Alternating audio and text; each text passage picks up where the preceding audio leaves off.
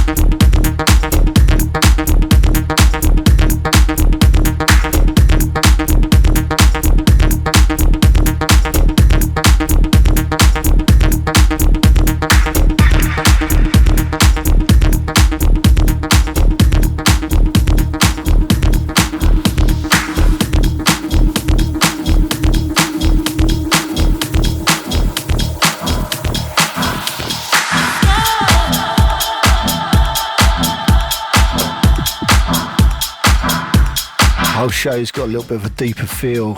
I think I'm just acclimatising being back in the UK.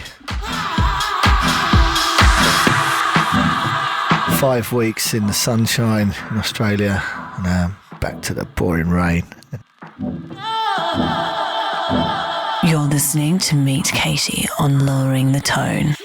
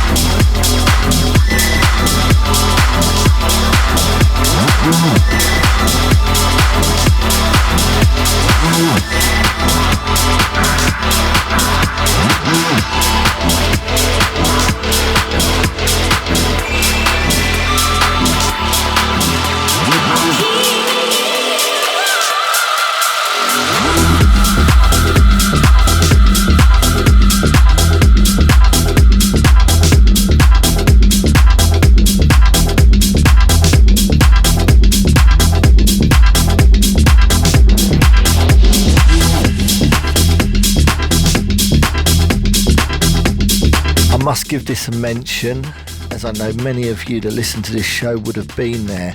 The Rise Party in London a few weeks back. Oh my God, what a show. The atmosphere, absolutely charged. If you're interested, the set was recorded. It was back-to-back set with Elite Force. Head off to the Stereo Phoenix SoundCloud page and you can download that right now.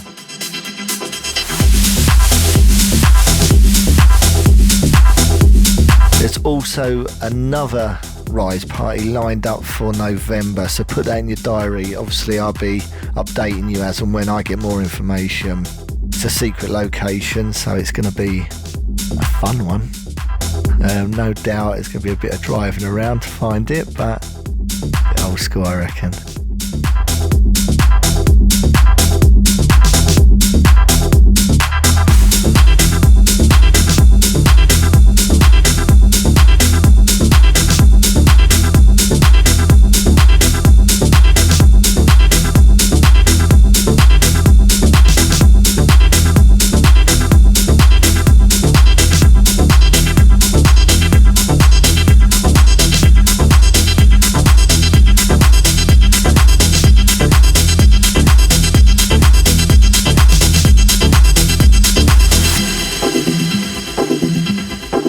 Hi, this is Matt Goddard, aka Dopamine, on Meet Katie's Lowering the Tone podcast.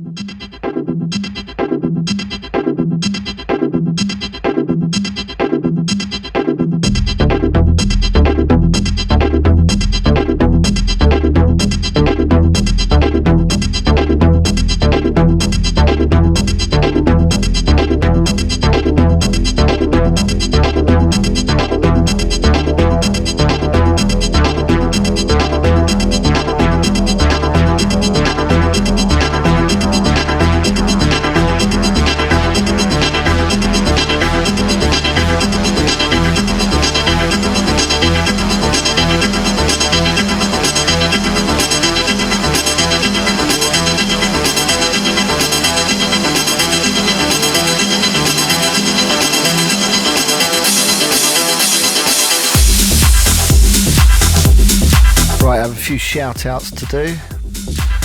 My brother Chris I'm going to see tomorrow, looking forward to seeing you, buddy. Also Martin Chandler, Julie Ann Murphy, Billy Floors, Fabian Pitchard and Ben Carstairs. All of these people have dropped a little bit of money on the tracks that I have up on Bandcamp. I'll tell you a little bit about that later. I'm trying to raise a little bit of money for this podcast.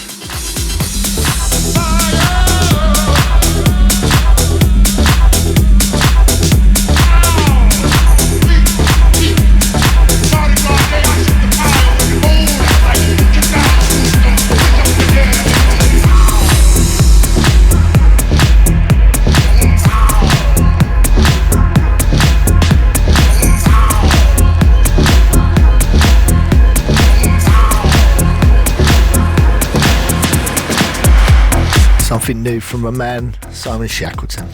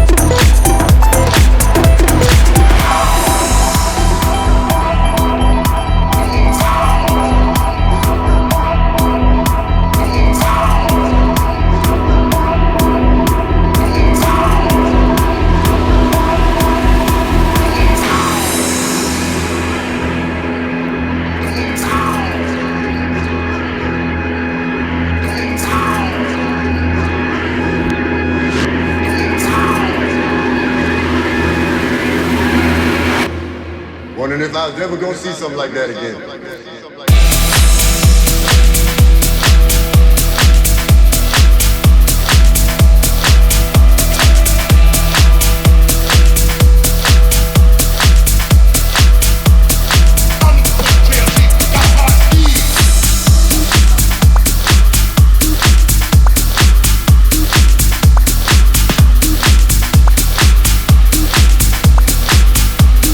Dylan Rhymes. You're listening to Meet Katie on Lowering the Tone.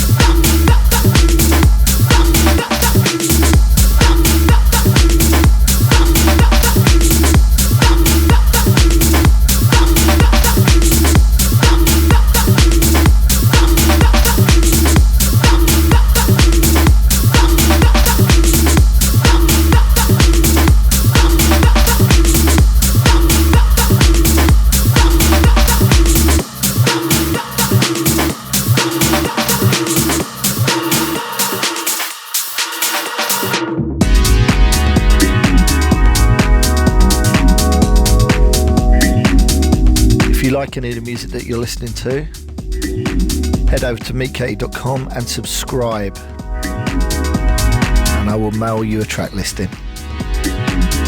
Still to come, that interview with Lee Rous from Plump DJs, and also the second part of the show, I'm going to drop it down into some dark funk.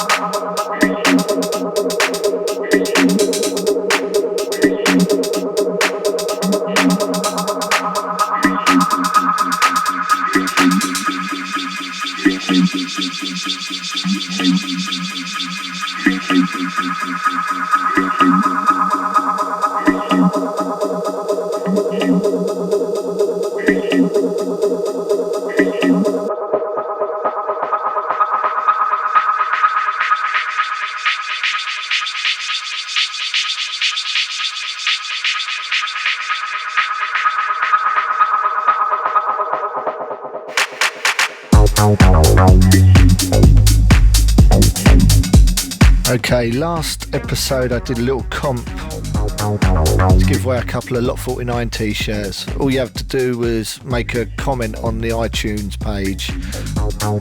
The reviews really help, rating too, so if you do get a chance, head over there and just rate and review it if you can. Anyway, I'm pleased to announce the winners, which I pulled out the hat myself, are LC Meanwell and Jim Jam 30. You two, please get in touch so I can send you your t-shirts. It goes without saying, any promo you can do by sharing a link or tweeting, it doesn't go unnoticed. I do notice it, and I really appreciate it. If you enjoy the show, then get behind it. You know, show a little bit of support.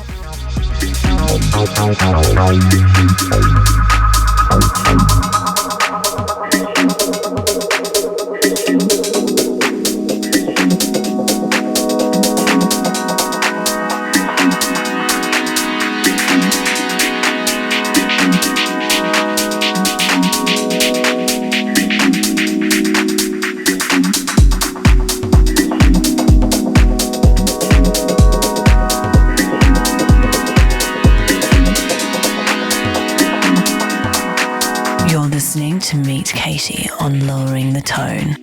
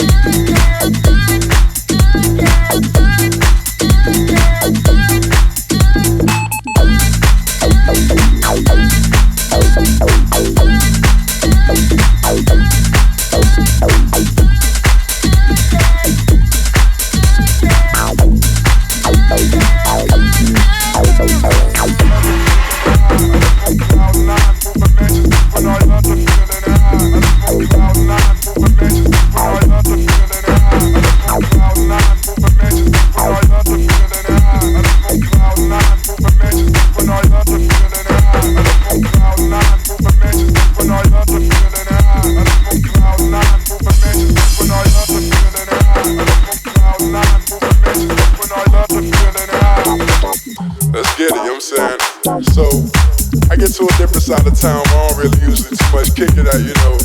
And I get there, man, and this shit's crazy, man. I'm seeing all these fucking kids with like glow sticks and all this fucking pixie dust, like just crazy shit I'm not even used to, you know what I'm saying? So I get inside, and next thing I know, like that's when shit starts getting crazy. So I meet this chick. Chick has these little capsules, you know what I'm saying? Molly. So I was like, shit, what's Molly? You know what I'm saying? I don't know nothing about that, you know what I mean? I just smoke hella blunts and drink lean, you know what I'm saying? So she was like, well shit, take one. So I said, fuck it, took one. 10 minutes later, she was like, take another one. I was like, alright, fuck it, I'm down, let's do it, you know what I'm saying? Boom, I take another one. Next thing I know, man, like an hour later, I'm fucking dancing my ass off in the middle of the stage. I don't really give a fuck what anybody's thinking or nothing. None of that is even on my mind. I'm just lost in the music, man. I'm just grooving. Love the feeling high. I live on cloud nine, moving mansions when I love the feeling high. I live on cloud nine, moving mansions when I love the feeling high. I live on cloud nine, moving mansions when I love the feeling high. I live on cloud nine, moving mansions when I love the feeling high. I live on cloud nine, moving mansions when I love the feeling high. I live on cloud nine, moving mansions when I love the feeling high. I live on cloud nine, moving mansions when I love the feeling high. I live on cloud nine, moving mansions. In the music, man, I'm just grooving tough, like looking like a fool. Probably not, I really look back on it, but right at that moment, man, that was the perfect thing I could have ever done, you know what I'm saying? As the night goes on, man, I start seeing like a whole lot more kids who are way more turned up than me, you know what I'm saying? Like, there's kids in there with fucking gloves and lights on them, like, you know what I'm saying? Like, just tripping out crazy, man. So I'm like, what the fuck is going on? I love that shit, you know what I'm saying? It's nothing better than a warehouse party, man. It's nothing better than the euphoria feeling you get, you know what I'm saying, when you're on that perfect high in a warehouse party, when everybody's grooving, everybody's on the same level.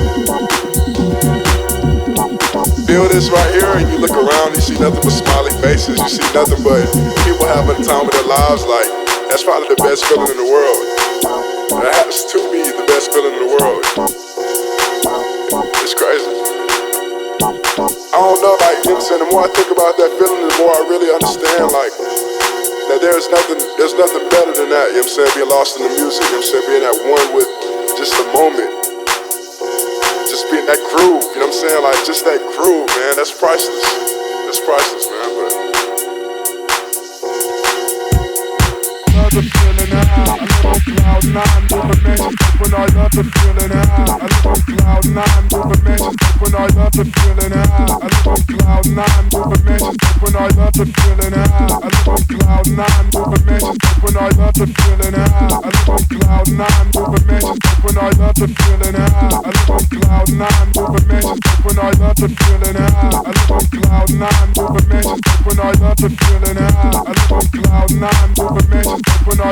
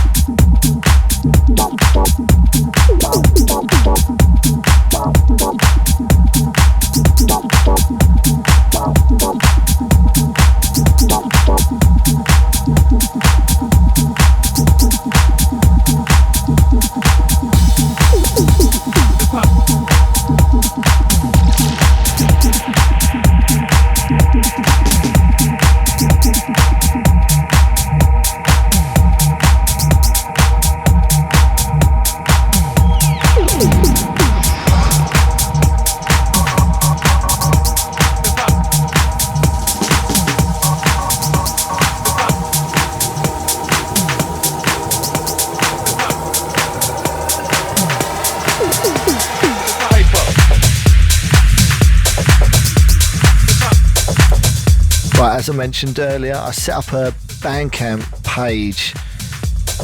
The address is meetkatie.bandcamp.com. I've got some tracks up there that I'm giving away, but if you choose to drop a bit of money on those tracks, which I hope you do, all of the profits from those tracks go towards subsidising this podcast. You may wonder where the costs go. The thing is that I desperately need a new sound card with 4 inputs so I can record more than 2 people at the same time. Ideally, I'd love to have discussions on this show and, you know, build it up as a community-based thing for DJs and producers that they can come on and just chat, but I need more inputs. that costs money. Believe it or not, I don't have a laptop either. So I need a laptop too. The laptop would allow me to go and travel and interview other people, bigger people that don't want to travel down to suburbia to my house. I'd like to make that happen, so I just thought a nice way of doing it was to give some music away and all the profits go towards building up this show. So if you get a chance, head over to meetkatie.bandcamp.com. A couple of tracks up there at the moment. One's called Bang 100, the other one's called When You're Alone.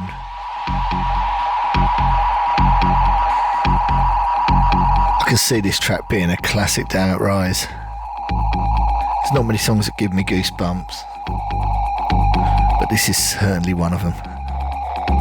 It's the blueprint.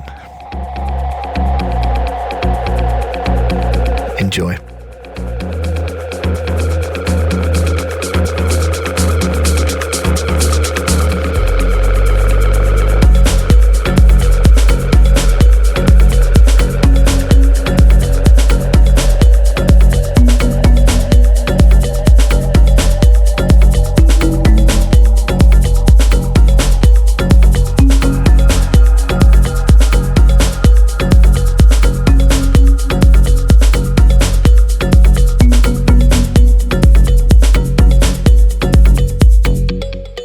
Who's gonna take the chance?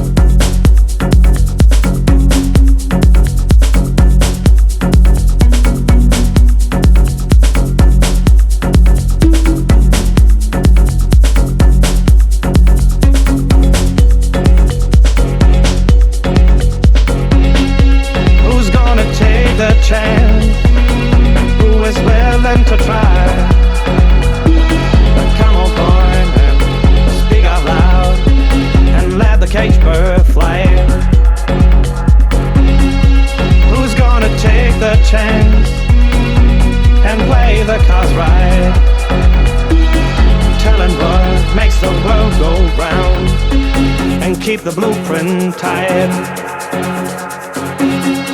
Who's gonna take the chance? Who is willing to try?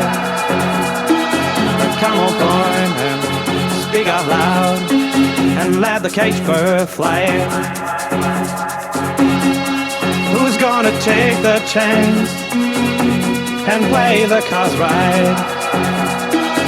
Telling what makes the world go round and keep the blueprint tight. Who's gonna take the chance? Who's gonna take the chance? Who's gonna take the chance?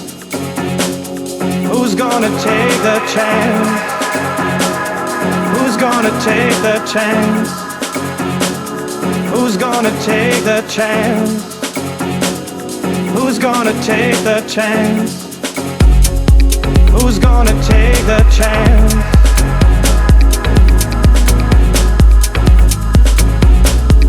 Who's gonna take the chance?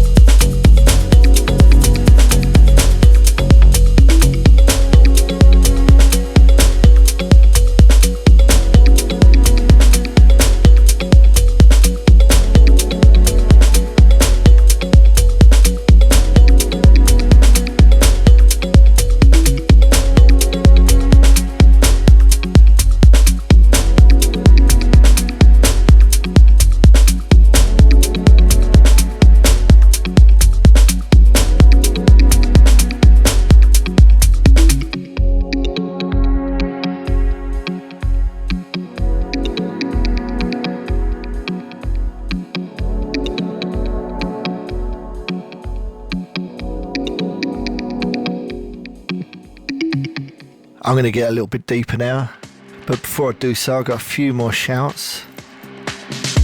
Sonny Wharton and Dom Kane, thank you for supporting the show, guys, really appreciate it.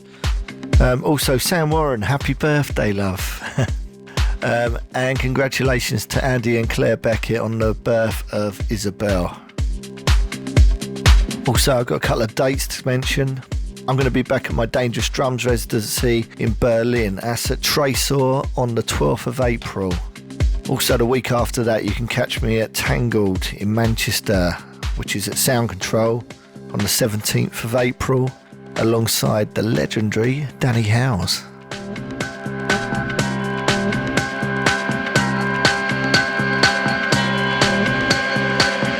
Make a move on.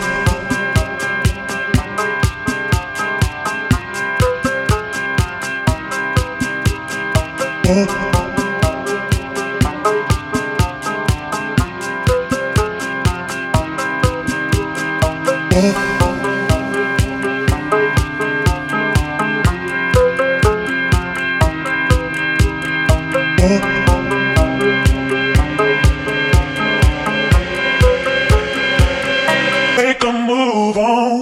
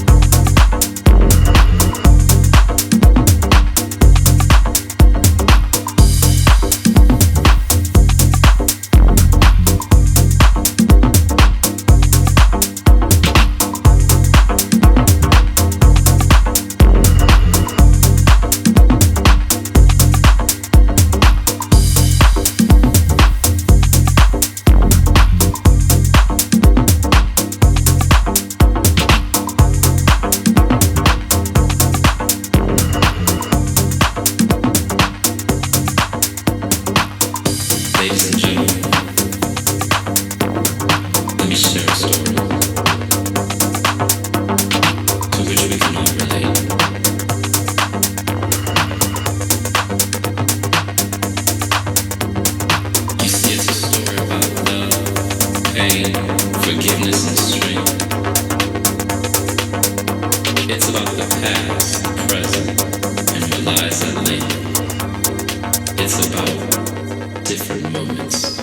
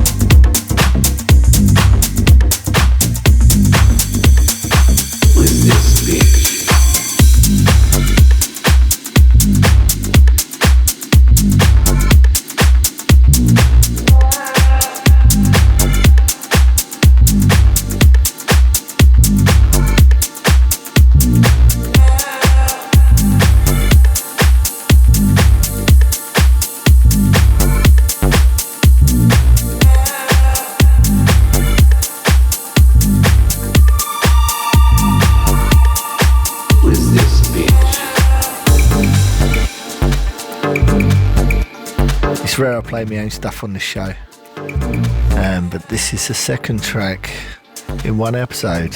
This is collaboration with myself and Jonas from Berlin.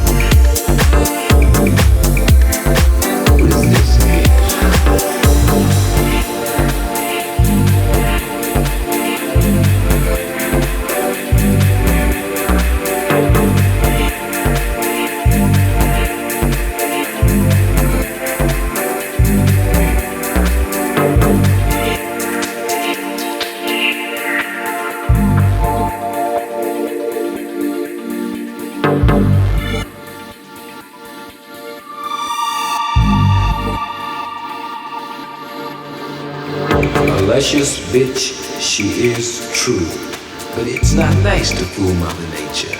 The proud mother of God, like all hoes, is jealous of her own shadow. Who is this young big-tanny bitch who wished to be queen for a day?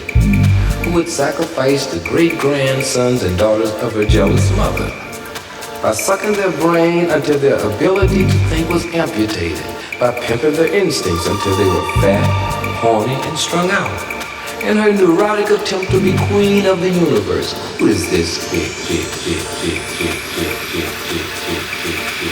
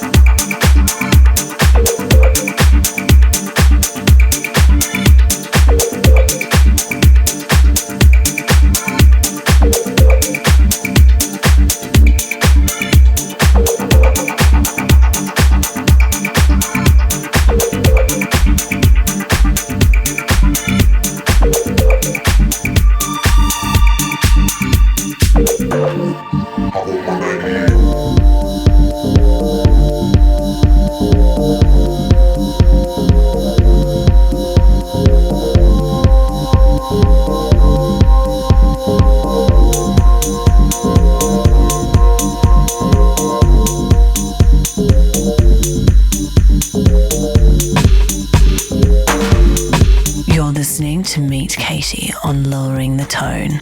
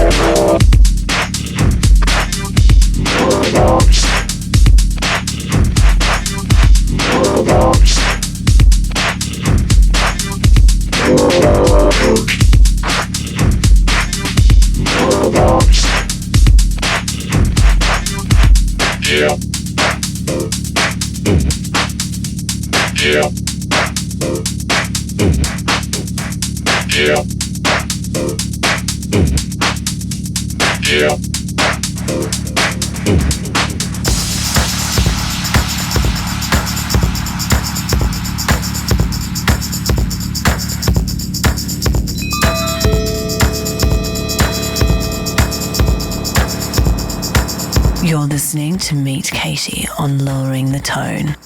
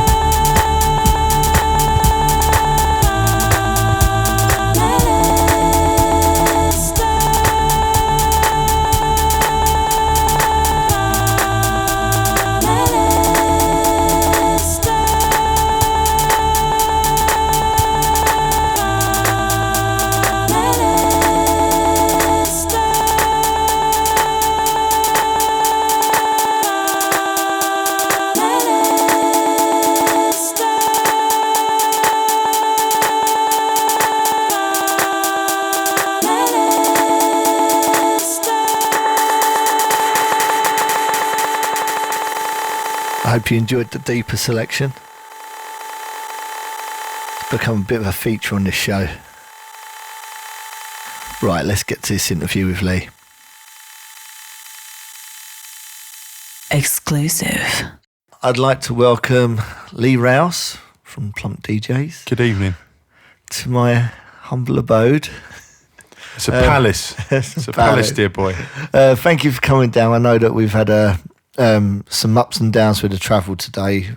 Through somebody tried to top themselves at Surburton Station, which is my local station, which was really inconvenient. Inconvenient. I mean, it's shocking, really. I mean, terrible for that person and terrible for everybody else involved, but especially us. Especially us. Yeah, no, it's terrible. I mean, it's so easy to laugh when you're not really part of it. Thank you for coming, Lee. It's really appreciated. Last time I saw you was in Australia at Breaks Fest. Yes, yeah, with Micah and crew. Yeah.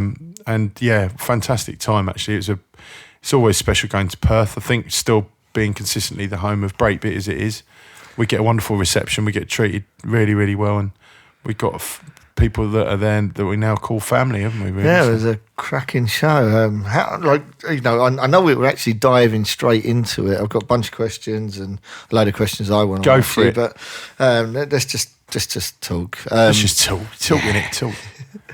How did it feel? Because it was a retrospective set. I was out. I finished playing. And I went out into the amphitheatre, and I wanted to hear your set because I wanted to hear those tunes again. It's brilliant. And to see it, it was it was an electric atmosphere in it. It was superb. But I'm saying to you that what you already know, it was an amazing gig.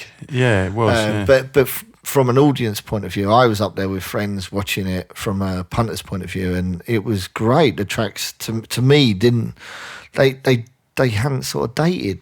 They'd done the damage the same way as what they always have done, and I think that's sort of testament to a good tune's a good tune. Yeah. How did you feel about it? Well, firstly, it's brilliant, and totally flattering to hear you say that, because I respect what you do, but then, massively. But also, you're going to be more critical, being from an integral part of that scene, and also, there from the very beginning when you would have known all those records inside out. So it's wonderful to hear you say that, and it was really special. I mean, it was quite interesting from our perspective trying to find a way to represent those tunes, because a lot of them back in those days we were making records that went on for like 7 minutes, 8 minutes, 9 minutes long, with grooves that just went on and on and on and on. 2 minutes until you get to hear the first anything in a record, and we had to re-edit quite a lot of those tunes,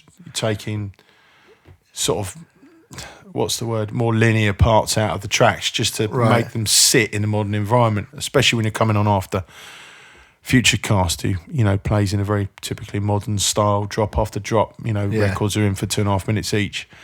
And knowing what the dance floor is like now, it's a much more of a sort of, testing dance floor. People want the delivery of the ideas to be quick. We couldn't just present the old tunes as they were, because a lot of it would go over people's heads. So we edited. There was a lot of re-edits. Edited the tunes down and then but the guts of them were the tracks, It was the original tunes, and it was funny as well, because we had to take all those tunes from DAT tape. Oh, really? So when we burn them to CD, which is our format that we choose in that environment, there were slight changes in the tempo of the records. So when we're mixing them, the BPMs were just going all over the shop. Right, okay. So and it was a very new experience for many reasons, and it was very testy to try and mix all the tunes together, even though we'd planned all the sort of drops and worked out where we were going to mix all the tunes. When we got up there, we hadn't really thought about the exact BPMs of the tunes changing on every record. So it was very testing to be up there. I think Andy and I were so consumed in the moment, we didn't really have a chance to sit around and enjoy the records.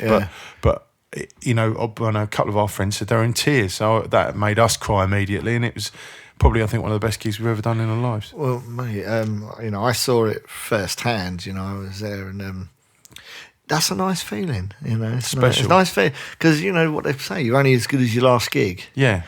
And, you know, one of your recent gigs you've just said was one of the best gigs of your life. So can't all be not bad. a bad one. Not bad at all. Not for old men like us. It was great though. I mean, Perth, to be honest, we owed it to Perth and the people of Perth to really play the tunes that have made us, you know, as famous as we are in that city. You know, like that city's been so supportive of all our music, all of our changes over the years and our developments, which a lot of people haven't, you know, necessarily had so much time for. And I think it was well overdue. We really needed to put something together that was sort of representative of the music to date. So it was great on many levels. Well, touching on that about people being behind you and people supporting you and actually growing with you, there's been a ton of like backlash when you kind of stopped making stereotypical Plump DJs that kind of, it was synonymous with breakbeat. It was very much like, you know, like if any, like for example, the pub that I met you, I was going to meet you if there hadn't been a death. One of the barmen, I don't know why we keep laughing about the death thing. It's just terrible, isn't it?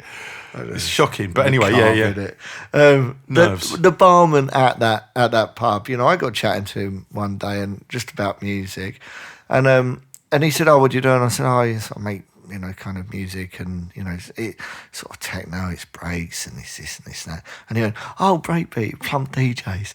And do you know what? It was the night before. It was the night after I played with you at the Pineapple Tribe at Jam in Brixton. That was a really good night. Yeah, it was a really good night. I said to him, I was with those guys last night trying to big myself up, you know. And he was like, "No, you're joking." And he said, I have been to so many orgasm nights. And I was like, "Oh yeah, I've played at loads. You know, they've got me to come and play." And he said, "Oh, what's your name?" I said, "Meet Kate." And he's like, looked to me, he's like, "Never heard you." Oh, come on. No shit. Really? Like, but when the words breaks and Plump DJs, he was just like, look, you know, that was it. It's synonymous. So, you know, I kind of, you know, it goes with everyone. It's like, let's just talk about, you know, like drum and bass artists, you know, moving into different genres, you know. Everyone has a whinge. Everyone has a mess. I don't like this. I liked them when they were doing this now. But what happens is that, like, they're not you. You know, is that you can sit in the studio and make the same thing day in, day out. Look what Scream's just recently done, you know, like suddenly moved to a love of his that has always been there, you know, and he's playing disco now. And, you know, like, I mean, that's an incredible sort of right or left turn, whichever way you look at it. But yeah, you're right, you know, you're not... the thing is, people, they own you to a certain extent. Maybe they think they own you because they discovered you, and they discovered you for a reason, you know, like something you've crossed over to them. There's been an emotional contact. Yeah, I think that's what it is. And immediately and there is a love there. I mean, I've fallen in love with, you know, many artists over the years. Chemical Brothers, Prodigy, Underworld, Stevie Wonder, you know, the list never stops. But I think "never stop" really is the phrase. I've just said it, but it doesn't stop for us. It doesn't stop for you as a producer. It doesn't stop for us. We don't just sit back on our haunches. You know, the reason we ended up producing Breakbeat is because of a need to find new ideas and to come up with new ways of. It was just to do something fresh, really, and I think we found our feet with Breakbeat. But you know, our sort of pioneering nature doesn't just stop because we've come up with a good idea. It's always there, and you know, as soon as everyone seems to have done everything they can with Breakbeat, and we've certainly given it our best shot. Yeah. I'm not going to keep trying to come up with a new idea when there isn't one there just to please the fans. Well, you're not going to stop DJing because, you know... Or innovating. You still want to keep innovating. And if you keep pushing yourself forward. Exactly, because it's the job you choose. And, you know, there's me and Andy in the studio. I think I was talking to you earlier about it's our 2016th day in the studio today, or whatever the figure was. And we have to stay happy and fulfilled in that environment, or we just go nuts. We pull each other's hair. Exactly. So... For us, try new things. Keep it fresh. Keep the ideas fresh. Keep the ideas coming. and get inspired by other producers, new music, that's always going to mean that we have to keep developing as an artist. You're going to have to shed some fans the way it is, as well, unfortunately. Is that there's going to be a bunch of people that like will leave what you're doing because they're not feeling it. But hopefully the idea is that like some new fans will join up and you can keep it going. You get some churn, but I mean, there's also like, why can't I would hope that, even if a band that I was into stopped making the music I was liking, doesn't mean you're going to dislike everything they made to that point. No. And I would just hope that people, even if they don't like what we're making now, they still just rejoice in the times that we all had and the music that was made back then when they did like it. And they might join up with you later on. They might join up with us later on because, it all comes full circle. We'll probably find ourselves making, purist breakbeat, whatever that is, at some point. And why not? It's a brilliant genre of music, and we still firmly love it. So. Yeah, well, it's like, I heard you play like your retrospective, and I think that I know you guys pretty well, and I was still surprised at how many tracks I've played in my sets. I was like, shit. Like, there's been big track after big track. And I think that you just have a knack for the hooks, the whatever it was. And also the breaks. The breaks weren't like, you weren't sort of like, it was broken. It was never... It's not a million miles away from anything that's going on now, really. I think that's why other people could get it, And also the more popularist vote, I suppose.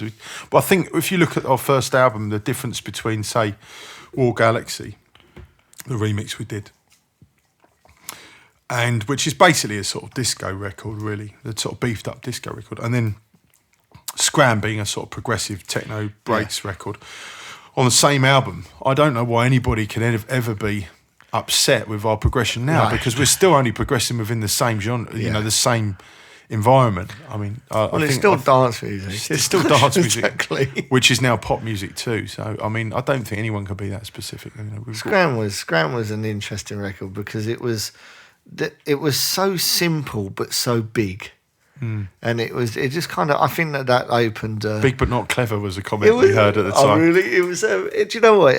For me, it just, it kind of, it was like someone turned the light on. It's like, you don't need a huge amount of elements. You just need really good elements in a track, to make it work.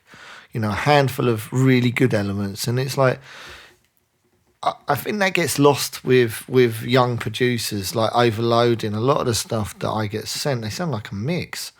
They got so much stuff going on, and it's like you don't need that. You just need a really strong idea, to. It's funny you said that. I mean, our original idea when we were talking about being plump and what it is to be plump, Andy and I were like, "Is that a plump hi-hat? Is that snare plump enough?" And it was a joke at the time, and it was very light-hearted, but basically the whole idea of something that's slightly chunky and just a big idea, and our sort of prerequisite for whatever went in the mix was always it had to be plump, it had to be a big idea that was simple and just hit the nail on the head every time, albeit a hi-hat or a bass line or whatever, a guitar line or whatever, it always just had to be, that's the one. That's it. That's the one. And you have to screen, many different variants before you make that decision. But, but then when you put all those things into the pot, it's just like the right ingredients. It's a lot easier to make a cake, isn't it?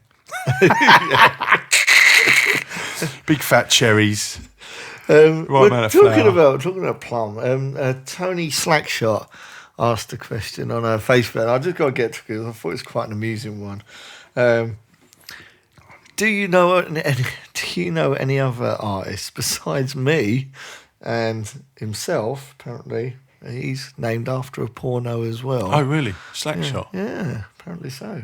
I've never seen Slackshot magazine, but I want to now. I want to find out what's involved. Granny porn. Could be anything. Could be slingshot, slackshot. Slack means loose.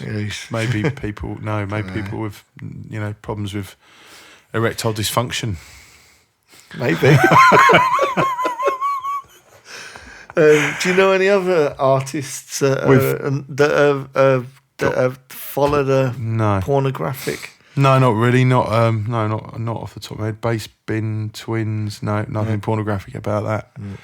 No, only us really. It was just to be honest, we got told by people that we'd done a good job of a remix and we got to come up with a name, and it was an onomatopoeic name, and at the time there was a bit too much pretentiousness for us in certain parts of the dance industry and in certain parts of the DJ and production industry that we sort of rebelled against. So there was always a bit of a sort of jovial approach to our music and music production and DJing. And I think that's Plumpers magazine. Exactly. Yeah, it was just we didn't take ourselves too seriously. We still don't now. So we hope to not. Okay. So, can we just talk about finger licking for a bit? Yeah, you can talk about finger licking. These are the overwhelming questions that I've been presented with. And it's because as time goes on, you rarely get to hear the artists actually talking out their own mouth about what they do. You get these little like snapshots on Facebook or on Twitter, but you never really get to hear anyone actually say, well, this is how it is. And you can hear someone actually explaining how they feel, to get a little bit of... It's a bit of an overindulgence, really. I mean, you know us, me personally, and us as an act, so well that to be interviewed is it's a bit like having obviously a trusted person like you running around inside my head, because you're asking all the questions that I'd actually like to explain to people. Yeah. These are subject matters I'd love to be able to tell the people that might care about them. And they do care. Exactly, yeah. But most of the time you never get asked this sort of stuff because you get asked sorts of other funny, weird questions. What's your favourite colour? Yeah, what's your favourite colour? What's your favourite food? What's your favourite bit of kit? What did you do this morning? What's your favourite bit of kit? Yeah. So yeah, finger licking. Obviously, major sort of like moment, really. I can only put it like that, really. For me, it's like, I kind of stumbled upon it like everyone else. And I was finger licking records? Yeah, from the early releases, I was like, shit, these guys are making music I really fucking like. And it just started to fill my record box at the time. And it kind of got to a point where I was like... Then it's like my whole record box is full of finger licking records. It's like, I was quite lucky in respect to I was making music at a similar time, and Justin called me and was like, hey, I really like your music. So he put me on the mailing list, and then it was like, but can I be on the pre-mailing list, before the rest of the mailing list get it, I get it a couple of weeks before everyone else, and so it had that kind of impact on me as a DJ, so, and that as a whole stable, because there was a ton of like-minded people all over the world. No, all at the same time. Sorry, I mean, there's a ton of like-minded producers. Yes, that had the same sort of vision. Lee Coombs at the time was just basically nailing it with his. Not that he's not now, but he was just absolutely. We all seem to be on a similar wavelength. Of what we were producing. There's Solar Man, Justin's.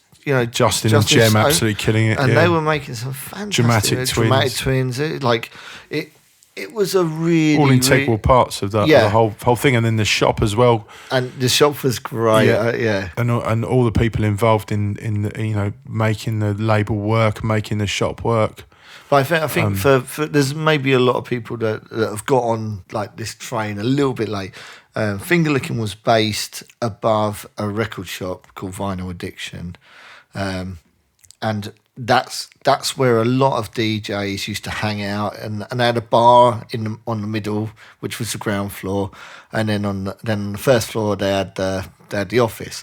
So it was almost a hangout as well. I could go down on a Wednesday afternoon, there'd always be someone hanging out, and you could have a drink and chat about music, and it was a bit of a community. It was a way of life, wasn't it? It was literally a very good community, and it was an enjoyable being part of that scene then, because you'd be in this like little bar in Camden, but the far reaching, as you just said, would I could be having a drink with, I don't know, whoever it was, and like a couple of weeks later I could be sitting in like Australia with the same guy, the same people, you know, yeah. but we'd be like, you know, headline acts on a tour. You know, it was amazing. Incredible time, because we all gone from sort of wishing on a star to suddenly actually being on a Well, it was plane. a little cottage industry that grew worldwide. So it was good from my point of view, but from your point of view, you know, how was it? Yeah, it was. I mean, it was incredible. I could probably find myself crying quite easily if I continue too much with how I felt about it. But yeah, I mean, it you know, I think everybody involved in Finger Licking Records, you know, from the top to the bottom for the prolific period of the label, just, you know, it was a life changer for everyone. So yeah. Well, I think you know, well, most of the acts have continued on as well. Yeah, well, that's testament to you know the quality of the people involved. Well, we were talking about Lee earlier, Lee Combs. You know, in all fairness, his sound hasn't changed a huge amount, but I think what happens is that there's always new people that don't know it. Yeah, and also there's no one else that does it quite like Combsy. Nobody does it better. He's got his acid house down. He's fantastic, you know, fantastic producer, and you know, it's like it's you know, everyone's I mean, they're all still fully involved in the music industry and all still doing really well. So well, yeah, you know, backtracking to you know, Breaks Fest is that you played a retrospective set. There was a lot of people there that would have been too young to not know that. There was a lot of young people in that crowd. Yeah. To them, that was new music. And I was standing out in the crowd and they were dancing as if it had just been made yesterday. Yeah, well, I think some of them might have been like 2 or 3 years old when some of the first records were made. And, you know, people were losing their shit. They weren't distinguishing about like, oh, that was made last week and this was, do you know what I mean? It's like, good music's good music. You either dance or you don't. That's the testament, isn't it, really? Yeah. So talking of classics, you're back with Abel. Abel's a classic. Well, he is. He's like, just to let people know, Abel was a co-owner with Finger Licking. Yeah.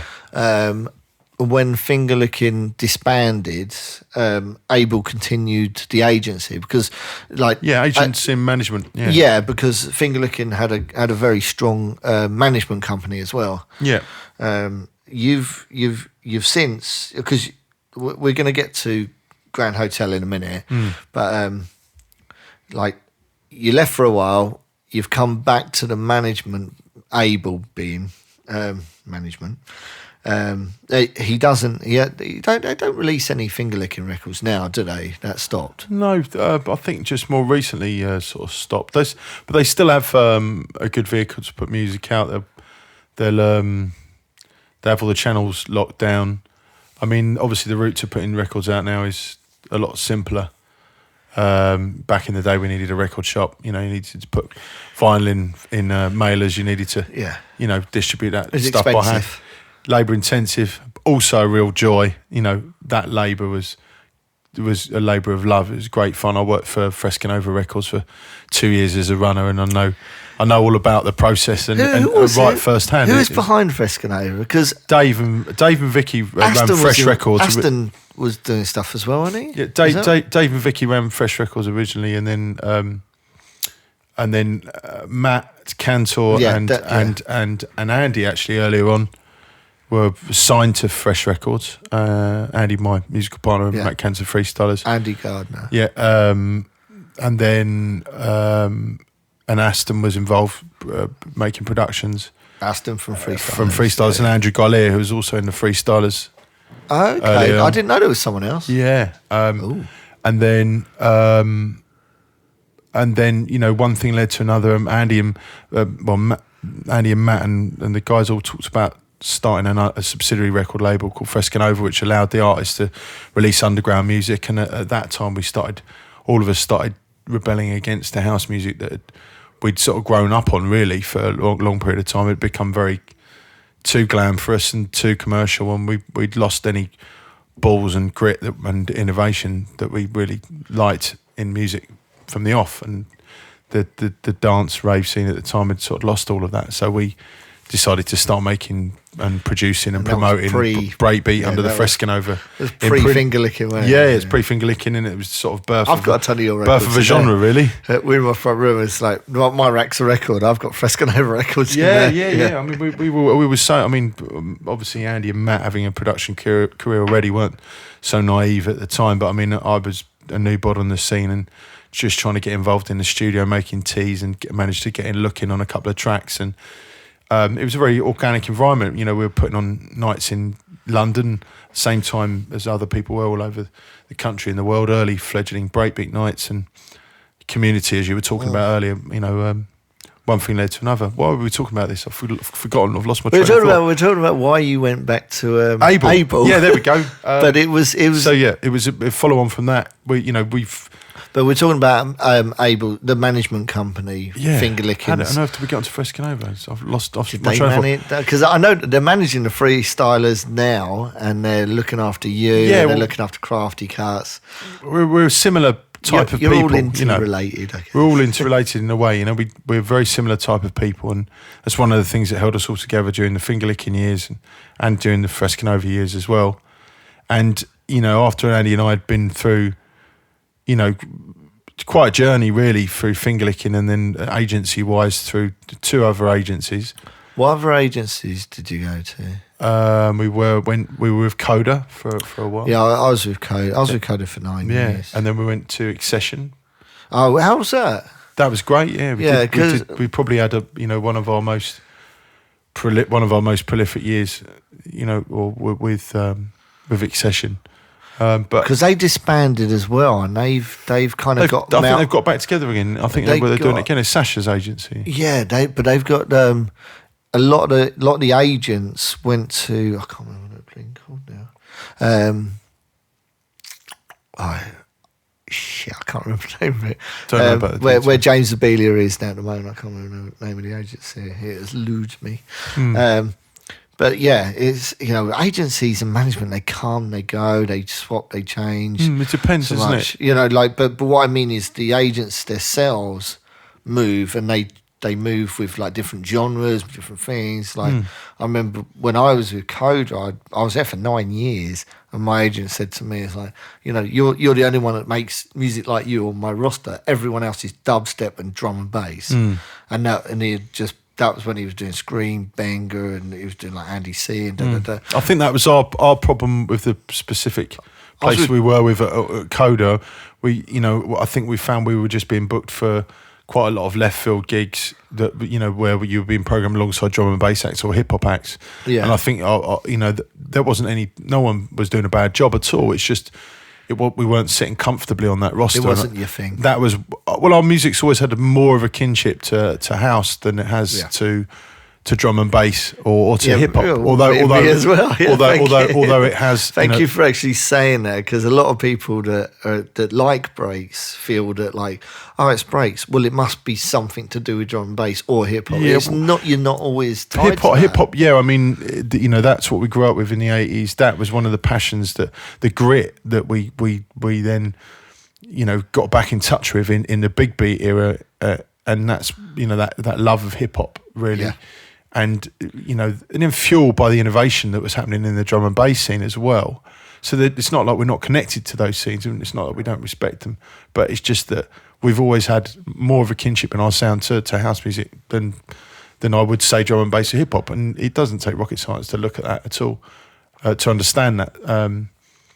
So, you know, in a way, you know, like, when people, especially when you hear sort of negative comments, someone being negative about the fact we might not be playing or making as much breakbeat as we used to, I find it quite surprising, because if they did really know us and they did really look at us and look at our history and did really care for that, then they may realise that maybe their comments are a little bit, or at least respect that you're. Yeah. I mean, there was something going on before breakbeat, before we were involved in it, and we were out partying for 10 years before, buying records for 15 years before. To Renegade Soundwave and Depth Charge, mate. I was buying, you know, 45-inch singles, listening to pop music when I was 8. Yeah, you know, like, there's been a journey there before Breakbeat. So like, I don't see why we're not being true to ourselves, not making it. It's weird. Anyway, that's a different conversation. Yeah. Able management. I'm not skirting the issue. So we've gone through all that, and basically we went to some meetings at a few different agencies trying to find a new place, and our long-term compadres, freestylers, and Crafty Cuts and Ace Skills, and just a number of other acts as well. The Dub Pistols, all these people really respected, all being looked after by someone that we knew to be a friend of ours, Abel. And it was just like, you know, there's, you know, like, I'm just trying to put myself in a corner. I was going to say there's nowhere else to turn. No, there was the only logical place to go was to be looked after. It made sense. It made total sense.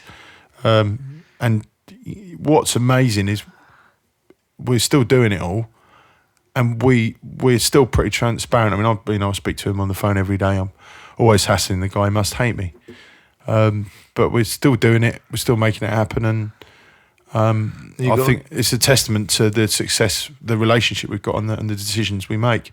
So you're happy with the relationship? Yeah, I am happy with it. I like Abel. I can't. I think, you know, we always keep trying to test each other. We always we're never ones to sit on our heels and sort of think we know it all, or we always look for more. But I'm very happy there. I'm really happy we're working with Abel and Finger Licking Management. We get well looked after. We get transparency. We get, you know, honest respect and people that really really care about you. And that when you're living this industry, that, you know, those things are worth their weight in gold. You know, you don't want to be trying to speak to an agent who just doesn't really give a monkeys, or someone who's like just thinking about their own ends, or, you know, someone who doesn't really care about the fact you might have a wife, or care about the fact you might have certain sensitivities or certain issues with certain things. And Abel knows us inside out, so he really can be specific with where he puts us, who he gets us to DJ with, and, you know, what he gets us doing. So. Is there any rivalry between any of the key acts, you know, like freestylers, Crafty? Not personally with each other. I think we all take the mickey out of each other, and, you know, we've all known each other for so long that it's sort of like there's a lot of piss taking, really. But I think sometimes, obviously, you're sort of vying for your agent's attention, and I think that the attention goes to the person who's got the biggest, the loudest mouth sometimes, or producing the best music, or getting the results. So, and I think if you're not getting the results, you could look at, you know, other acts on the label and think, well, they're getting more gigs than I am. Why is no one listening to me? But I when we meet up with Crafty, we meet up with freestylers, meet up with Ace Skills, there's nothing but love, you know, and a bit of mickey taking. Yeah, so of it's course. You know, a big hug, and then they'll be putting a kick me sticker on your back without you noticing. But that's the British way, isn't it? It is, isn't it? I love it. That's the way we are. So. Yeah. So can we move on to Grand Hotel? Please, because I was waffling my tits off then. No, I'm genuinely interested because I'm a big fan of your label. I like this label. The tracks that I like, It's quite a flawed label. The thing is, like the tracks that I really like, I love. The tracks that I don't like, I just don't play. Yeah. You know? It's like they You've always been like that, though. You've always been very cut and dry about what you like and you don't. But the ones, I mean, I've got. Why not? I've got some of the tracks, just don't leave my CD wallet. Right, that's cool. They just they won't leave, you know. But annoyingly, just won't get out of it. But the thing is, I think that's the thing about running a label, is that you can't get it right every single release for everyone. You can get it right for somebody, but you can't get it right for the same person every single bleeding release. Especially when you've got a broad appreciation of music and also a inherent need to come up with something new. You know, that's Andy and I's labour of love. You know, we just hate feeling like we're regurgitating us or just sitting on our haunches. We feel a responsibility to come up with something new every time. And maybe that's not to everyone's taste, but that means we just keep trying really hard to to find new ways to make people dance and to inspire people and to feel good about what we do every day. So, is Bonsai Cat you? No, it's not. Who is it? It's a cat. Oh, Number 12, Tabby. And Really? he keeps trying to kill himself, so we call him Bonsai Cat. there's nothing to do with Chinese. It's Japanese, isn't it? Chinese. Bonsai's Japanese. I should know that. It's So who is Bonsai who is Cat? Bonsai Cat? Yeah. Can't tell you. All right. If I tell you, I have to kill you. The All right. information is out there if you want to get it. All right. But immensely talented producer. All right. And brilliant associate of the label and a real pioneering force. How did Gobstopper? Gobstopper, yeah. Because it's my CD wallet's sitting over there, and it's just I've worn the bleeding CD out, That's which mad, isn't it? says something. Yeah. Because it's quite different. hot. It's different. It's hot though, isn't it? It's very hot in places. No, it's just a different type of. It's breaks, but it's not. And it ticks my boxes. Oh, lovely whatever. to see. So, I mean, that's sort of I haven't seen you for quite a while. if you Gobstopper, that's nearly 2 years, isn't it? Yeah, and I haven't seen you in that time to actually say to you, I like that track. Well, mate, fucking brilliant. Well, I'm flattered you do. I'm pleased you're It flattered. really is. That tune really sort of sums up what Andy and I are all about. Just trying to come up with something fresh and something new, And it is, and something a bit nuttily off the wall. And it's a really, really good party record. We love it. I think Paul Robinson's still playing it in his set, and that's 2 years. He's been playing it for 2 years. I mean, admittedly, he plays like 50 records in his set when he plays, but oh man, I played at Rainbow Serpent Festival in Melbourne, and I was playing like 3:00 in the morning. I was playing late. Oh, you naughty man! And it was a real I played it, and I was like, oh, "Shall I play it? Shall I play it?" I was like, do you know what? I fucking love this tune, and the crowd were responding. Yeah. So it was very honest set. It was like I wasn't playing anything that I thought would work. I was playing stuff that I liked. You were enjoying yourself because I was having a good time and people were going with it. So I was just really trusting my own taste. And it was a real kind of little light in the middle of a set because it is a party tune. And that's predominantly a sort of psytrance festival. It was a really great... Mate, you got to get down to this festival. Yeah. It was the nuts. Very, very good festival. Where was it again? It's about an hour and a half outside Melbourne, and it's called Rainbow Serpent. Sounds fantastic, mate. It's sort of like a mini Burning Man. It was very. Do you know what? The vibe was very similar. It was. I stopped drinking. Who a little puts bit. it on? Is it? I don't know. Like I think they've been doing it for 15 years. And it's grown organically. Melbourne's like the San Francisco of Australia, isn't it? Mate, and some. Melbourne's a good city. Great It's place. like if I ever leave London, I'm going to Melbourne. That's where I'm going. I'll tell you now. That's where I'm going. It's not going to be for a few years, but you've got it there in your sights. I think I'm going to end up in golden Melbourne. churn of Melbourne. That's where I'm going. I like Melbourne. I think we've got family in Perth now, so I'd go there because that's where the home is where the heart is. But I do understand. I mean, Melbourne's. We had a cracking gig there last year. Lee, your track. Yeah, which one? Sorry. Before we get off on a tangent. Sorry. People have this problem with I me. played your track at about 4:00 in the morning, and I played quite a deep, pretty banging set, and it sort of lifted everyone, and sort of it just felt like it was like, hey, we're at a festival. Yeah, it's the like, vocal goes it's 4:00 in the disco morning. party, it's like, doesn't it? hey, and it worked. It really, really worked, and I already had a lot of faith, and I would trust in that track. And I played it. I played it all over the world, but that moment when I played it, I seeing the response, I was like, man, this track's just versatile. It works. Yeah. I'd like to have a bunch of tracks like that. But this is why running a label is difficult, because to come up with a track like that, you need to make like maybe 10 tracks before you have this track that is that's Equivalent of universally epiphany, yeah. accepted in different times, at different times of nights, in different sets, and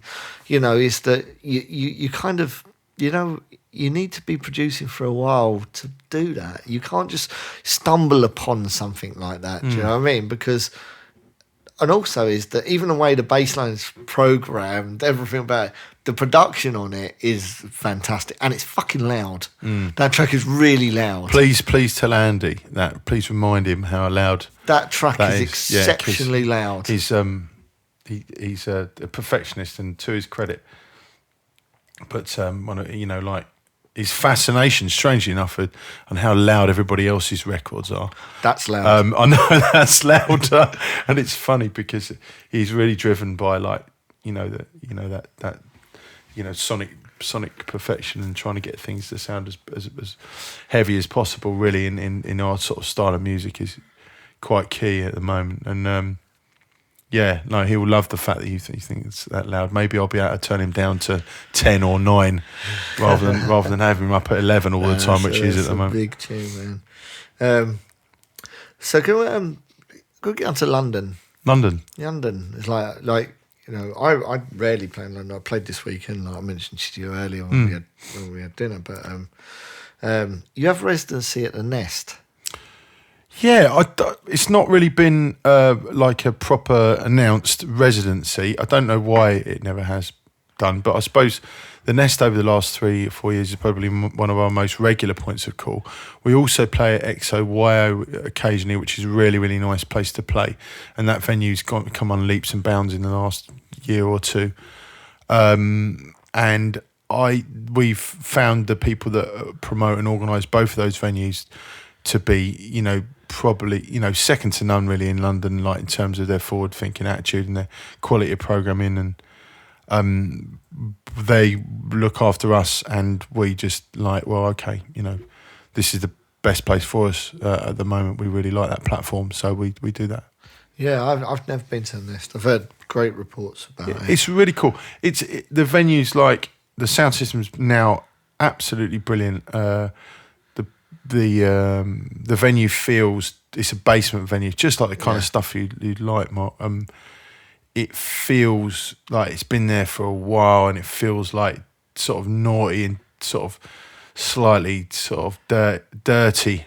Dirty. Yeah. Feels a bit just, dark, and like a dark sort of disco, like a proper sort of ravey basement vibe. It's great. It feels like it should, like our music feels right there. I think it's a bit tough because it's quite a small venue. I think it's only a 300 or 400 capacity. Right. I think sometimes we, not just us, but the venues almost can fall victim to its own success and can be too busy. Right. And it's not a venue that responds to being rammed. Some venues do respond to being rammed very well, and that one doesn't really. So, but it's a great place to be. We get really well looked after, and for us, it's good because since we left finger licking and we've been able to diversify a bit more. We don't have to worry too much about numbers so much. We can still, we can experiment with our music, and it really feels like a front room rather than a nightclub. So, which for us, that's perfect. Well, the XOYO has been your night's been very successful. Really good there, yeah, really good there. Yeah, that's another great venue, slightly bigger. You have any more plans for that? I hope to play there this year. They're pushing their new resident Eats Everything quite heavily at the moment. Yeah. And I've bought a couple of his tracks this week. Fantastic. I mean, the programming on that venue at the moment is absolutely brilliant. And we are an older sort of heritage act in London. We're really well known, and we at the moment they've got to do their thing there and get really stamp their authority in terms of getting the right new acts in there, and I'm hoping we're going to get a gig there in the summer, maybe later on in the year. But it is what it is, in London at the moment. At least we're being looked after. London's hard, man. Tough place to be. Yeah, I think there's rose tinted glasses when people outside the UK look at London as a clubbing destination. It is fucking hard work. Because there's so much going on. Yeah. There's X amount of clubbers going out, and there's X amount of nights going on. you can go out in London, like, I know, like any night of the week, and there's an option of, like, you know, between 5 and 10, like, I know, like world-class international DJs in the city that time. So, of course, you know, it's hard to... The menu's huge, and the competition is massive, and, like, just to stay alive as a club, you know, let alone as a sort of DJ looking for a regular point of call, just to stay alive is really, really tough. Yeah. But then that's it. You know, you've got to be in it to win it. It's one of the best cities in the world, I think. So. Yeah, when it's not raining. No, and it is, and we can go in the studio when it's raining, you see. Yeah, I think that's why we get so much work done, because it rains a lot. Exactly. I'm going to ask a few questions from the Facebook. Have you come across Costas G yet? Yes. Yeah, he's Lee. I don't know. It feels bad now because I was just about to say he's Lee Coombs'. He's one of Lee Coombs' mates, isn't he? No, Lee's kind of met him through production because he didn't win, but he came second on one of Lee's remix competitions, and I've seen his SoundCloud. He's got a few good tunes on do there. You know what? I got to say, Costas is, he's seriously up and coming. He's a very, very good producer. Where's he from? Oxford. Doesn't sound like he's from Oxford. Costas G. Sounds like he could be from Greece. He is Greek. Oh, right, Greek. okay. Of course, he's like, he told me his name. I couldn't even pronounce it. No, he's Greek. Oh. Greek people live in Oxford. Oh no, that's too. what I meant. Where's he from? I didn't mean where does he live. Oh right. Yeah, where's his Where does he live? He lives on the outskirts of Oxford, in Oxford, in a semi-detached house. No. Where's he from? Yeah, no. His family origin are from Greece. Where are you from? But he lives in Oxford. Where are you from? You Nordic? Me? No. I'm a bit of a Viking. I'm English. You're I missed English. a beer, didn't it? Yeah. Sorry. I've got a couple of questions. Let me go ask for it. these Go for it. questions, Sorry. Lee. You're a nightmare. You're going to be here forever. Right. Costas asks, what's your excuse me. What's your favourite Plumps track that you've made? My favourite Plumps track. Do you have a favourite? I've got two favourites. One is the one we've just made because I'm really buzzing about it. Actually, yeah, which is brilliant to say that I'm still absolutely buzzing about the stuff we're making. We literally finished today. It's been an arduous task because we're sort of hard taskmasters now, and to impress on each other what we want to happen in a record. Right. We still have the same process, which is basically if either of us don't like something in a tune, it doesn't happen. So we have to be able to be 100% embracing of that record for it to come out. And that's a harder thing to do now. When we were younger, we were just like, oh, whatever, you know, who cares? Give me a spliff, that'll be cool. fine. But now we're much more specific. And with the new one we've just done called Roll Dope Rhymes is really, really cool. Beyond that, I think the most fun I've ever had making a record was probably our War Galaxy remix. Funny enough to just bring that up again.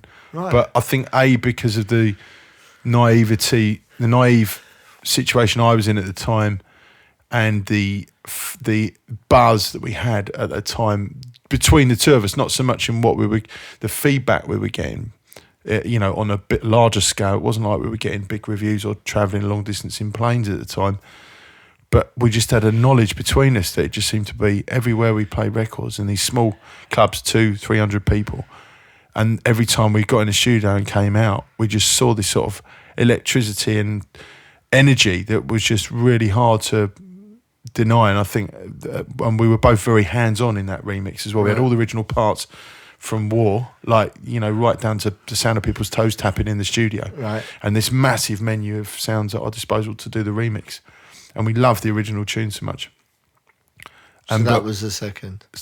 Sorry? So that was the second. That was the first tune that I suppose. No, but so that was the second, your second favourite. You've got two. Yeah, well, I suppose that and the remix we just done. The release we just made now are at the moment my two favourites. So that's still like, it's a massive jump from early in your career to now. So it's kind of, proves the point is you're still passionate about what you're doing. Yeah, but I mean, all those tunes that you have an emotional attachment to. Some of the ones that are album tracks you get lost in and you rediscover now, and they become your favourite for a short period of time. But then when you revisit tracks, the ones that you kind of just like you're working like a machine. you don't get to enjoy Yeah, while just you're making it, yeah. because you're making an album and you're like, here's So in the here's moment. something else for the album, here's something else. And then when you reflect, some of the tracks that you don't think singles become singles. One of you the know? biggest tunes we ever did was the Funny Break for Orbital. And it wasn't just because of the record, because the record I absolutely, adore, which is still a huge record in Spain, southern Spain. They love it down there. Like, still, get loads of calls for us to play it when we go down there and DJ. But more to the point was meeting the Hartnell brothers. Before you go any further, like, it was one of the questions I have on my list is Phil Hartnell from Orbital. Oh yeah, we were talking about Phil earlier. Yeah, said, what was your favourite remix besides the Funny Break? Oh right, well, that's okay. Well, wasn't that one? No, honestly, I think it was more not just about the record, because the record's great, but it was meeting those two guys and then having them ask us to go on tour with them, a real pivotal point in our career. And it was, we were doing well and we had that opportunity and took the opportunity, and they did an amazing tour and we got to ride off the back of that. And it elevated us away from, it was a real sort of one of our first big breaks. Funny break, funnily enough, bit of synergy there. And then also, we've got a long relationship with the two of them, and more recently remixed them a year or so ago, and we're always meeting them on tour, and they're lovely guys. And it's and once again, if I really looked at it, I can't say I love that War Galaxy remix better than any other tune. Yeah. They're all lovable for their own reason. So that's your one. Yeah, that's probably my favourite remix. But then, like the Bumper remix, that took us 2 months to make. That was a remix. Do you know what? Do you know what? It took us nearly 2 months that took us to make. I've played that track when I was playing, like, back in the day. I hate saying back in the day. Back in the day. Yeah. Sounds like a cunt when you say that, don't you? But yeah, back in the day when I was playing that track, it's like I almost forgot that it was a remix because it was your sound. It was so your sound. Yeah, that was actually 2 records put together, because we just did the remix, didn't like it, tried to do it again and again and again. Pardon me. Didn't like the results. And back then we didn't have memory faders. We just had an old Mackie desk, and we had to put sellotape or tape or masking tape to retain the levels.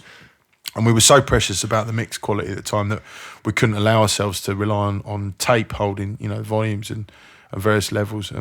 So we basically, our rule of thumb for the first 5 years of making tunes was, once it's up on the desk, we have to finish it. Yeah. So, and that was 2 months, 4 days a week. Fuck. I never spent 2 months on a track, but Jesus, it was good. We were though. smoking a lot back then, though, so you'd spend like a week on hi-hats, it's a bit different. Yeah. There's no necessity to finish. No, sod it, let's just go for a walk. I think I just recorded over you talking. That's it's right. all right, don't worry. It's probably over the able bit, I hope. So the future, have you got any plans?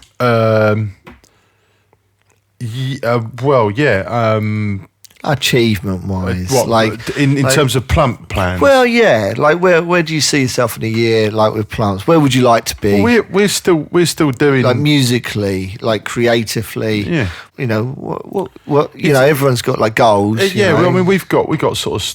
We realise you need short, medium, long term goals. If you want to achieve. If you want to be where you want to be, you've got to initiate that, that kind of thing, really, from our perspective. Andy and I are still really good friends, which is nuts, really, considering how much time we spend with each other, how many years I've been looking at the back of his head in the studio, as he's been engineering mine, not for any other reason. I was going to say. No. That sounded really rude, didn't it? Yeah, it did. It's all right. I'm not that way inclined.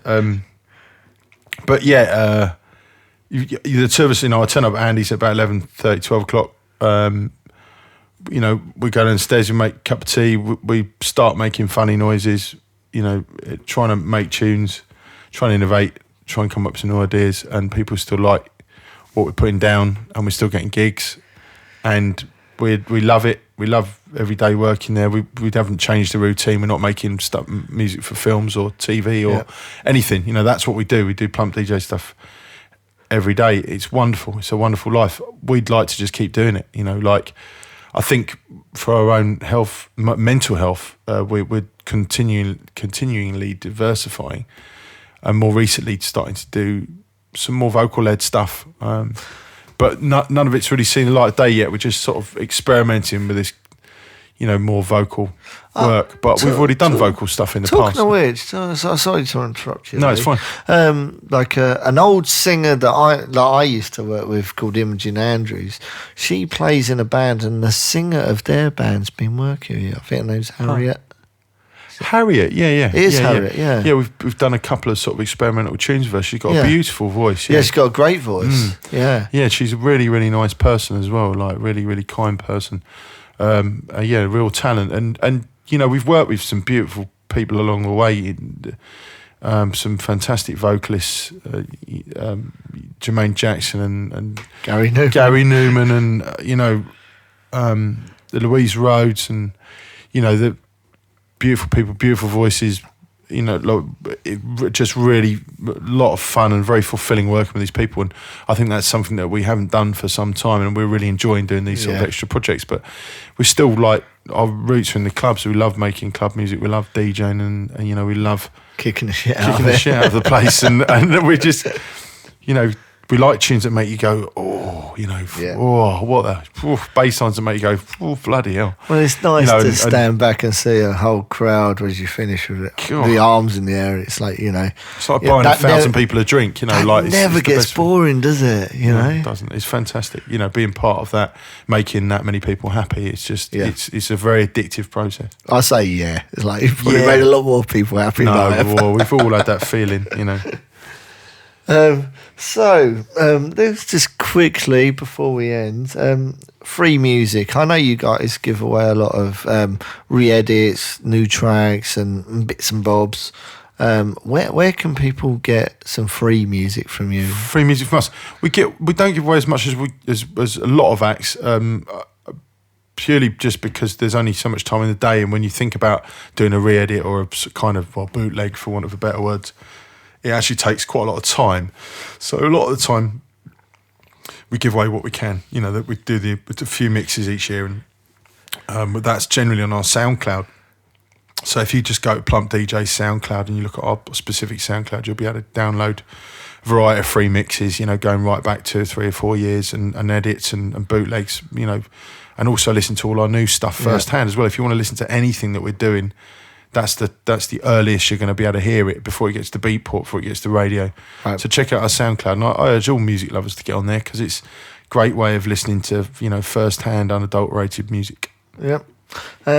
I downloaded a track recently that I really liked with Jem Stone. He did a remix of Funk It's the Fan, yeah. It's really good. Yeah. It's really good. He's flexing his muscles again. It's a good track, I was liking that a lot. Yeah, him and Justin and famously. It's got Eddie Bow doing the vocals. Eddie Bow, yeah. That was the original sample that we found in a basement in Soho.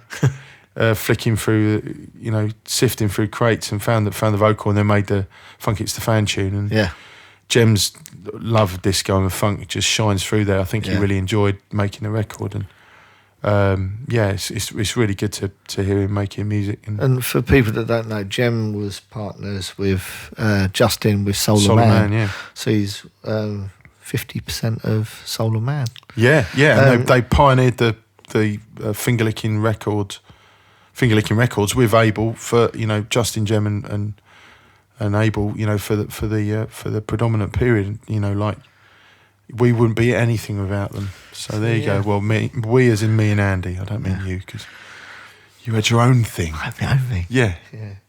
I've only ever done one original track and one remix for Finger Licking. You got over in all there. those. Oh yeah, I got in there. Slipped in there. I've been immortalised in Jem's artwork. God, his artwork's fantastic. Absolutely fantastic. They collect those records for the artwork alone. Yeah, well, he did a exhibition in Richmond more recently, just of the artwork. He? Yeah, that's a shame. It's just down the road from me as well. I could have went for that. Just down the road. I actually bought a couple of pieces. I've got a full size. Couple of originals nestling in my house now. Oh, nice. And he's done some exhibitions abroad as well in San Francisco and Australia as well, I think. So that quality never dies. No, he's on Bandcamp, so check him out. Gemstone. Yeah, on Bandcamp. On Bandcamp. So can I get a sting before we finish? You've been listening to Lee Rous from the Plump DJs, waffling away to Meet Katie on Lowering the Tone. I think that's good. That'll do, innit? Thank you very much for listening to the show again. I'm sure you agree Lee's a lot of fun, isn't he? The most important thing at the moment you can do to help, if you want to help, that is, head over to meetkatie.bandcamp.com and check the music out. As I mentioned earlier, any purchase you make, the money goes towards subsidising this show. It's been an absolute pleasure. Thank you.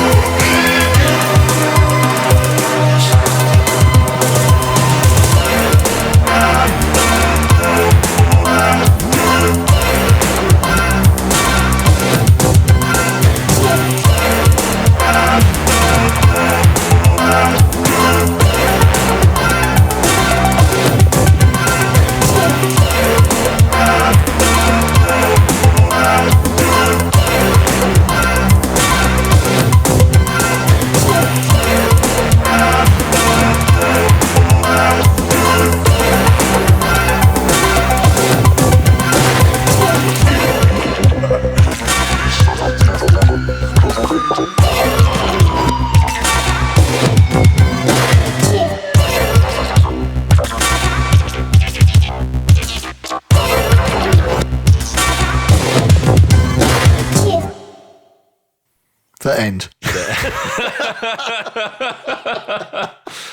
Thanks. I